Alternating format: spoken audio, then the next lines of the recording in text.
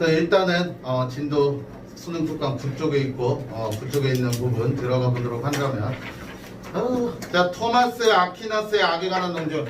너무나 유명한 사람 아닙니까? 스콜라 철학의 대표주자고 생륜에서 항상 봤었던 사람입니다. 문과라면은 이 사람의 이론적인 거 정말 많이 생륜하고도 이건 관련이 깊으니까 잘 들어보면 알겠지. 자, 말 그대로 신학자예요. 스콜라 철학자이자 신학자이고요. 요거를 선생님이 나름 정리를 해왔으니까 잘 오늘 정리를 했으면 좋겠어요. 자, 1문단부터 들어가면 기독교가 지배한 사회였던 서양 중세에서 누구나 당연히 신을 믿어야 했습니다. 신은 언제나 정의롭고 완전한 존재로 간주되었답니다. 자, 항상 비문학 읽을 때 니들이 실수하는 거 첫 번째 문단의 첫 번째 문장이 정말 중요해요. 왜? 그냥 중간 부분에서 문제가 많이 나오지만 그 중간 부분의 문제를 이끌어내기 위해서 첫 번째 문단의 첫 번째 문장이 정말 중요하다는 거야. 그렇다면 첫 번째 문장의 핵심 포인트는 뭐다? 신은 언제나 정의롭고 완전한 존재로 간주되었다라는 게 되겠지. 그렇다면 1문단을 첫 번째 문장부터 핵심 포인트. 첫 번째 문장은 항상 중요하다라고 했습니다. 첫 번째 문장을 선생님이 정리를 해준다면 결국 서양 중세에서 신에 대한 누구나 갖는, 그러니까 좀 많이 선생님 의역을 해서 썼어야 할 보편적 믿음이 있었다 라는 게 되겠지. 자, 그렇다면 1문단에 아까도 강조했듯이 1문단의 첫 번째 문장의 중요성은 항상 여기 핵심을 던져주니까 전제 조건을 잘 보세요. 서양 중세에서는 신에 대한 보편적 믿음이 있었습니다. 그럼 신에 대한 보편적 믿음을 우리 다른 말로 통념이라고 봐두면 될 것이고요. 말 그대로 누구나 그렇게 생각하는 게 통념이에요. 자, 여기서 중요한 게 저 통념이 뭐냐? 바로 이 신이라는 존재는 언제나 정의롭고 완전한 신이라는 게 되겠지. 요 생각은 누구나 동일하게 가지는 생각이다 라고 정의를 내려뒀고요.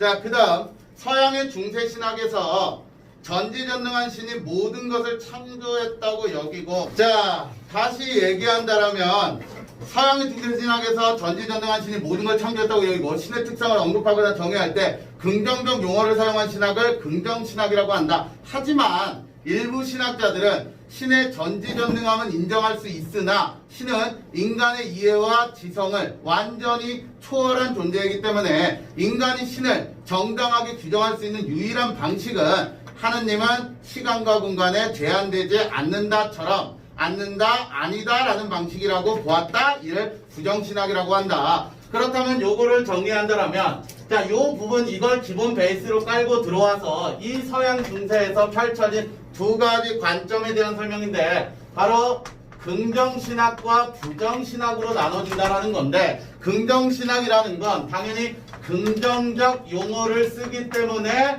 긍정신학, 신에 대해서 무한한 긍정적인 용어를 쓴다라는 거고, 결론적으로 신은 그냥 똑같아요. 똑같으니까 니들이 헷갈리지 마. 시간과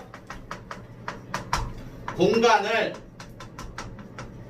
초월하신다 해서 이 초월하다라는 긍정적 용어를 써주는 게 돼요.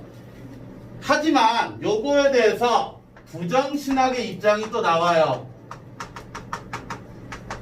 자, 그러면 부정신학은 긍정적 용어가 아닌 뭐뭐하지 않는다, 아니다, 요 형태로 서술을 해주는 방식이고요. 그러면 요걸 그대로 갖고 오면은 신은 시간과 공간을, 애가 되겠죠? 제약을 받지 않는다, 이런 식으로 써준다라는 거예요. 즉 똑같은 말인데 시간과 공간을 초월하시는 우리의 신님, 신은 시간과 공간에 제약을 받지 않는다, 신은 절대 변하지 않는다, 이런 식으로 부정어구를 통해서 서술해주는 게 부정신학입니다. 근데 여러분들이 유념해야 돼야 될 게 바로 언제나 정의롭고 완전한 신이라는 거, 요게 긍정과 부정신학의 공통된 의견이에요. 그럼 따지고 보면 부정신학은 역설적이게도 하느님은 더더욱 초월하신 존재이고 더더욱 영원하신 존재이다. 그럼 이게 왜 싸움이 일어났냐? 말 그대로 긍정신학을 단순히 본다라면 이 부정신학 입장에서 긍정신학을 얘기하는 게 감히 신을 피조물을 기껏 니들은 피조물인 인간인 주제에 인간의 관점에서 어떻게 신은 시공간을 초월한다라고 얘기를 할 수가 있겠느냐? 그래서 이 부정신학에서는 이 신이란 존재를 인간의 이해력 너머에 있는 우리가 도저히 알 수가 없는 그런 신이다. 그럼 결론적으로는 신의 전지전능함은 둘 다 인정하는 것이 됩니다. 네? 저거 빨간색이요. 네? 긍정신학에서 주장하는 게 저거고 부정신학에서 주장하는 게 저거라는 그렇지. 주장하기보다는 피조물인 인간의 관점에서 인간의 개념인 시간과 공간이에요. 그걸 초월한다고. 하지만 부정시간에게서는 인간의 어떻게 시간과 공간을 신의 우리의 입장에서 봐서는 안 된다. 그거를 넘어서는 분이다 라고 얘기하는 게 되겠지. 오케이? 자, 그렇다면 다시 여기까지 정리가 잘 됐으면 좋겠고요. 공통점은 아까 뭐다? 정의롭고 완전하다. 신의 존재를 인정한다라는 거고. 자, 그럼 여기서 중요한 게 나와요. 여기 아까 내가 중요하다고 했지? 완전한 신이라고 했어요. 다시 한번 읽고 들어갈게요. 자, 이러한 두 입장 중 어느 것이 타당한지에 대한 논란이 있지만 긍정신학자들과 부정신학자들이 공통적으로 확답을 내놓지 못한 문제가 있다. 그것은 바로 여기 나오잖아. 전지전능하고 완전하고 선한 신이 이 세계를 창조했는데 어째서 이 세계에는 악이 존재할까라는 문제이다. 악의 존재를 인정하지 않는다면 현실에서 경험하는 모든 종류의 악을 부정해야 되는데 이는 모순이 되고요. 왜? 현실에 악이 존재하는데 이를 부정한다? 그럼 거짓말 되지. 반대로 악의 존재를 인정합니다. 그럼 완전한 신의 능력에 어떤 결함이 있음을 인정해야 되는데 이 없이도 용납될 수 없어요. 그럼 아주 국현은 짧게 정리할게요. 얘네 둘 다 신은 완전하다라고 했어요. 근데 이 둘에 뭐가 생겼느냐? 의문점이 생겼어요. 의문점. 과연 저렇게 전지전능하고 완전한 신이 왜 악이라는 존재를 만들어냈을까? 악이라는 존재를 왜 만들어냈을까? 악은 안 좋은 건데 신의 입장에서도 듣고 있나 악이? 악의 존재. 자, 그 다음 다시 들어가 본다면 이 문단 이게 국현이 생각하는 1문단 전체고요. 이제 2문단 들어간다면 이러한 어려움으로부터 자, 당연히 신학자들 입장에서 이거에 대해서 이제 해결을 해줘야 돼요. 이러한 어려움으로부터 신을 변호해야 할 사명이 기독교 철학자들에게 주어졌고 스콜라 철학의 대표자인 토마스 아퀴나스는 이 문제를 체계적으로 논증하였다. 그렇다면 철학자의 견해가 들어갔지. 그는 신이 창조한 이 세계의 존재, 여기가 조금 헷갈리더라고. 근데 아주 간단하게 정리를 할게요. 일단 다 읽고 일단 머릿속에 넣어. 존재와 작용이 실제한다고 생각하였고 존재와 작용이 실제한다고 생각했고 이와 관련해 악을 크게 두 가지로 구분했다. 예를 들어 예시를 쓰고 있죠. 이런 거 나오면 일단 예시의 전개 방법이니까 알아두시고 사과가 존재해요. 그럼 사과를 존재하게 한 과정이 있을 거고 여기서 사과가 존재고 사과를 존재하게 한 과정이 작용인 것이다. 아퀴나스는 바로 이 존재와 작용의 결핍을 악이라고 설명한다. 말하자면 사과라는 존재가 썩은 상태의 사과라면 존재의 관점에서 썩은 사과는 온전한 사과에 대한 결핍으로 악이 되고 그럼 온전한 사과는 뭐가 될까? 선이 돼야겠지. 썩은 사과가 악이고요. 온전한 사과는 선이 돼야 됩니다. 그리고 사과를 존재하는 과정에서 양분이 부족하여 사과가 존재하지 못하게 되었다면 양분의 부족은 작용 관점에서 사과에 대한 악! 그럼 양분의 충만함은 또 선이 되겠지. 이해를 하고 있나요?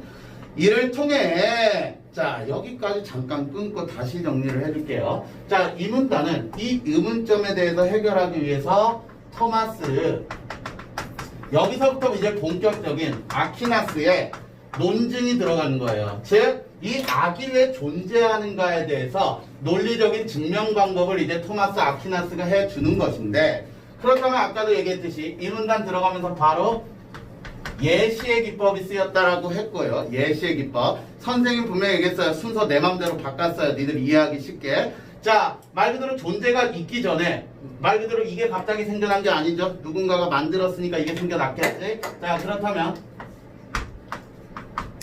요런 게 만들어지는 작용이 일어날 거예요.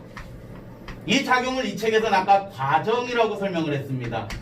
요 과정이라는 게 이게 만들어질 거예요. 그렇다면 그거에 의해서 만들어진 게 존재들이 되겠죠. 그러면 말 그대로 아까 전에 그 과정 중 하나가 뭐였느냐? 양분이 충만할 경우, 말 그대로 양분을 충만히 이렇게 했을 경우 그때 뭐가 나와요? 온전한 사과가 나올 거예요. 이게 신이 원하는 거야. 양분을 충분히 줌으로써 아주 깨끗한 온전한 사과가 나와야 된다. 이게 선입니다. 신이 원하는 것이에요. 하지만 이 글에 따른다면 양분의 부족이란 개념을 썼어요. 양분을 똑바로 주질 못합니다. 이 양분의 부족이 지금 결핍의 상황이 되겠지. 요게 중요한 거지. 왜 결핍한 상황이 만들어져가지고 그럼 양분을 똑바로 주지 않았기 때문에 어떤 사과가 나오느냐? 썩은 사과라는, 이 썩은 사과는 또 이 온전한 사과에 비한다면 온전하지 못하기 때문에 얘도 결핍된 게 되겠지. 결국 이 존재와 적응이 서로 영향을 이어받으면서 이런 악이 탄생한다라고 우리는 봐둬야 되겠지. 됐습니까? 그렇다면 요 앞에 거와 요 뒤에 것 중 신이 의도한 목적은 완전한 세계라면 요게 신의 의도이자 신의 목적인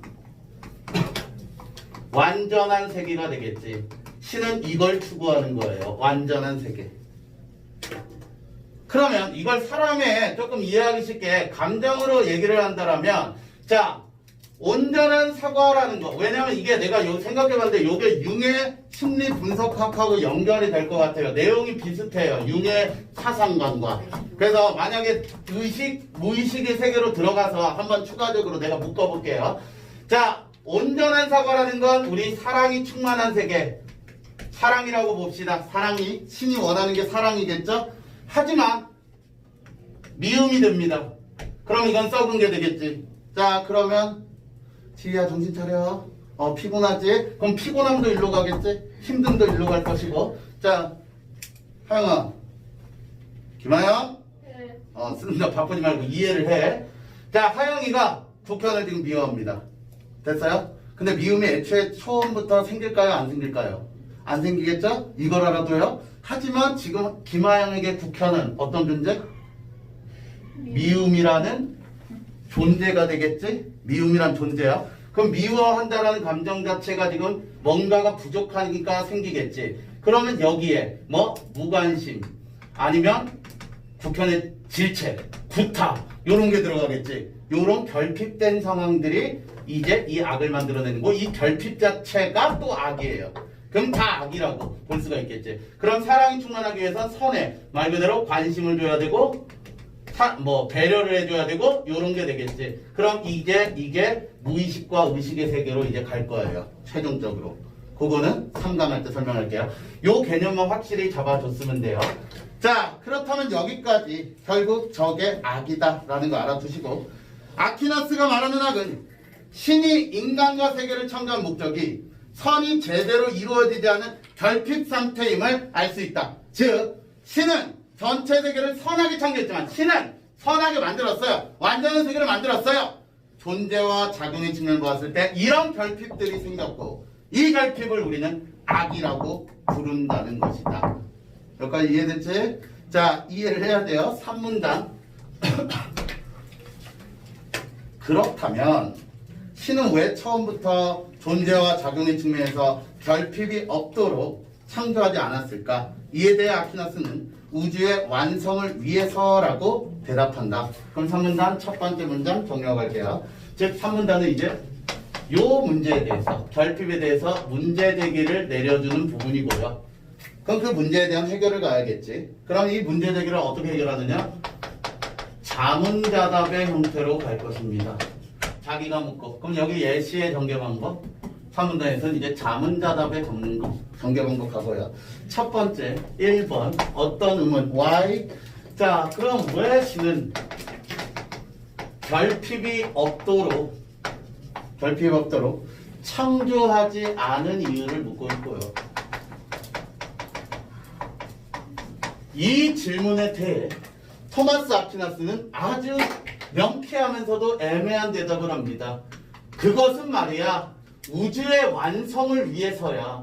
말 그대로 우주의 완성을 위해서 신은 결핍을 거꾸로 얘기하면 이 역설적이게도 이게 완성되기 위해서 뭐가 필요하다는 게 돼요? 결핍이 있어야만 하는 게 돼요. 이게 없다라면 우주의 완성은 이룰 수가 없습니다. 조금 애매하죠.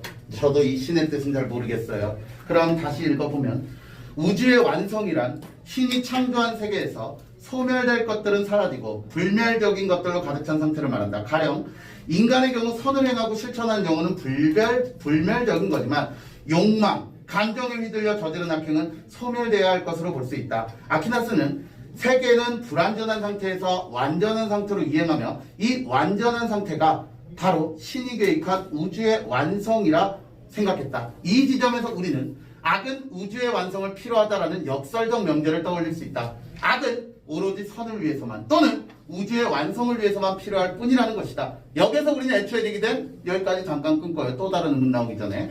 자 그렇다면 이 우주의 완성을 다시 선생님 정리할게요. 정리한다면 결국 소멸될 것은 사라지고 불멸적, 소멸하면 안 될 것으로 가득 찬 세상을 원하는 거야. 그럼 어디랑 또 연결이 되느냐? 이 불멸적인 것으로 가득 찬 세상이 뭐가 되느냐? 이게 우주의 완성이 될 것이고 연결을 한다면 그렇다면 이 소멸될 것에 대한 정의를 내린다면 욕망이라는 감정이라는 이런 악행들이 사라져야 된다는 게 되겠지. 욕망에 이끌려 감정에 이끌려 하는 그 악행들이.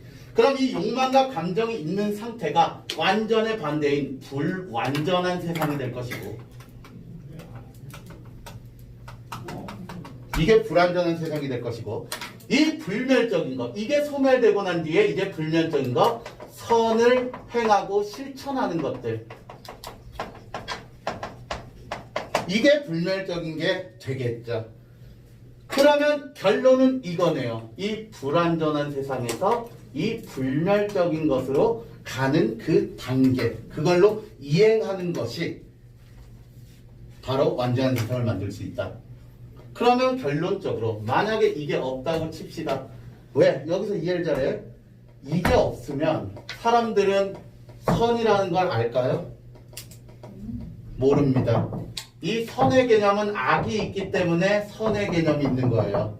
자, 아까 얘기했듯이 사랑이란 개념은 미움이 존재해야만 그 반대되는 개념으로 선의 개념이 생겨요. 온전한 사과, 썩은 사과 없다고 칩시다. 그냥 얘는 그 자체가 그냥 존재일 뿐이에요. 선도 안 되고 아무것도 안 돼요. 그래서 여기서 이제 역설적이게 완벽함을 위해서 악의 필요성이라는 중요한 명제가 나오는 게 되겠죠. 악이 어쩔 수 없이 필요하다라는 역설적 명제라고 여기서 언급을 했네요. 자, 그렇다면 이제 두 번째 의문이 또 생겨요. 어이씨, 그러면 신은 애초에 이런 개념 말고 애초에 완전한 세계를 만들어버리시지 그랬어요. 그럼 다 같이 행복할 거 아니에요? 다 같이 불만 없을 거 아니에요? 그래서 이제 아퀴나스는 또 얘기를 합니다. 처음부터 완성된 세계를 창조하였다면 어떤 의미의 악이든 이 세계에 존재하지 않았을 텐데 신은 왜 그렇게 창조하지 않았을까요? 이번의 의문이 그거죠. 신아, 그럼 애초부터 완성된 세계를 창조하지 그랬냐? 근데 아까 얘기했죠? 3문단 전체가 이제 자문자답의 형태라고 했어요. 바로 답 쓰고 갈게요. 그럼 애초부터 왜 완성된 세계를 창조 안 했어요? 아주 아퀴나스의 핵심 사상이에요. 생명에서도 중요하게 다루는 부분이죠. 인간들아, 이 무지한 인간들아, 너네가 선이 무엇인지 아니? 선이 무엇인지 알게 하기 위해 즉 선의 필요성. 이 악의 필요성도 있지만 결론은 선이 무엇인지 니들이 알란가? 처음부터 모두가 착한다라면 그 개념이 됩니다. 자, 그렇다면 가겠습니다. 다시. 이에 대해 아퀴나스는 신이 인간에게 선이 무엇인지 알게 하려고 악을 이 세계에 안배했다고 했다.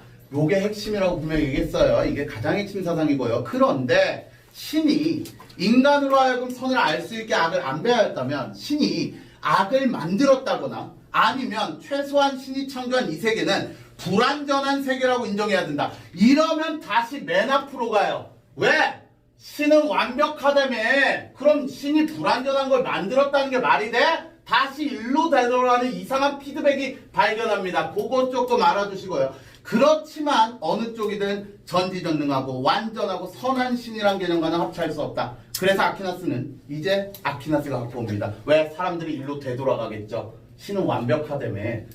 그래서 아퀴나스가 요거에 대한 답변으로 뭐를 하느냐. 어디지? 이 세계가 그래서 아퀴나스는 신은 영원이라는 관점에서 완전 무결한 세계를 창조했기 때문에 이 세계가 그 자체로 영원히 완전한 것이 되지만 유한한 인간은 스스로 이 세계와 인간 자신의 불완전함을 완전함으로 악을 선으로 이행하는 과정을 겪으면 세계를 경험하고 인식할 수밖에 없다는 주장을 펼친다. 자, 그럼 아까까지 한번 정리할게요. Why? 왜? 신이 악을 만들고 이 악을 만듦으로 인해서 불완전한 세계가 창조가 됐다면 이거 자체가 신은 전지전능하지 않지 않냐라고 얘기를 합니다. 그럼 이거에 대해서 아퀴나스가 뭐 해줬다? 해결해 주었다. 이 문제에 대해서 아퀴나스는 지금 해결을 해줍니다. 어떻게 해결해 주냐? 시간이라는 개념을 갖고 와요. 시간의 개념으로서 이 문제를 해결할 거예요.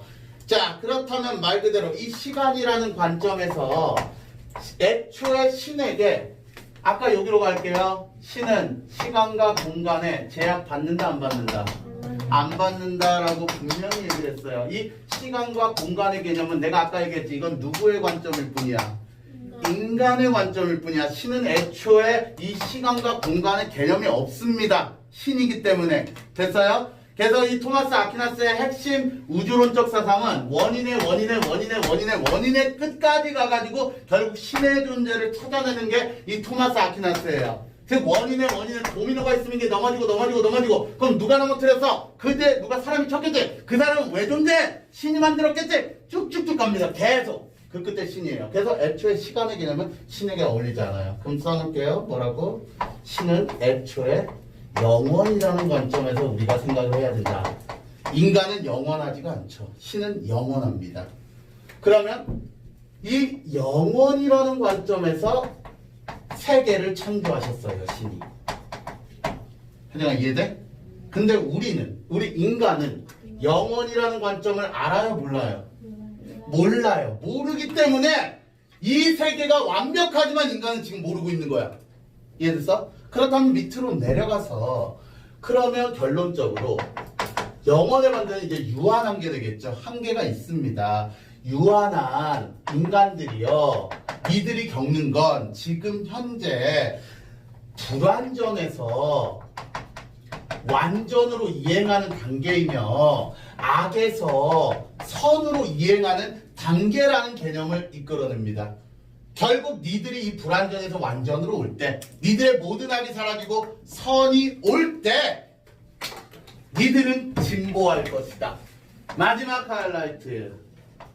완성을 향한 결국 인간의 진보의 과정이라는 개념을 냅니다. 인간이 진보할 수 있는 건 요렇게 넘어가면서 우리가 알아낼 수 있기 때문에 인간은 진보하고 있는 것이며 결국 신이 원한 세계로 인간을 이끌 것이다. 그럼 이 작품 전체적으로 그냥 하이라이트 얘기한다라면 결국 기생충의 명대사가 있죠. 신은 뭐?